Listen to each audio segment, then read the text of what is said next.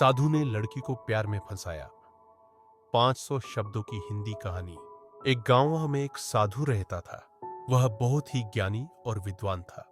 लोग उसे बहुत मानते थे और उसकी बातों पर विश्वास करते थे। एक दिन एक लड़की उस साधु के पास आई। वह बहुत ही सुंदर और सुशील थी। साधु ने उसे देखा और उसे बहुत पसंद किया। साधु ने लड़की से बात की और उसे अपने आश्रम में रहने के लिए कहा। लड़की भी साधु से बहुत प्रभावित थी और वह उसके साथ रहने के लिए तैयार हो गई।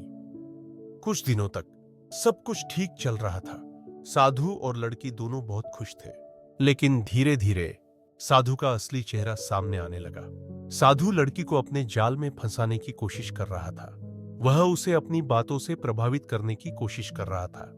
लड़की को लग रहा था कि साधु उससे प्यार करता है, लेकिन साधु का असली मकसद कुछ और ही था। एक दिन लड़की को साधु के असली मकसद का पता चल गया। वह बहुत दुखी हुई और उसने साधु से दूर रहने का फैसला किया।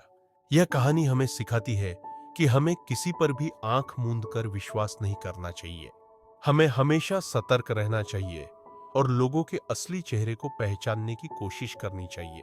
यह कहानी हमें यह भी सिखाती है कि हमें कभी भी हार नहीं माननी चाहिए। अगर हम किसी मुश्किल में फंस जाते हैं तो हमें उससे निकलने का रास्ता खोजना चाहिए। यह कहानी एक लड़की की हिम्मत और समझदारी की कहानी है। यह कहानी हमें सिखाती है कि हमें हमेशा अपने आप पर विश्वास रखना चाहिए और कभी भी गलत लोगों के जाल में नहीं फंसना चाहिए।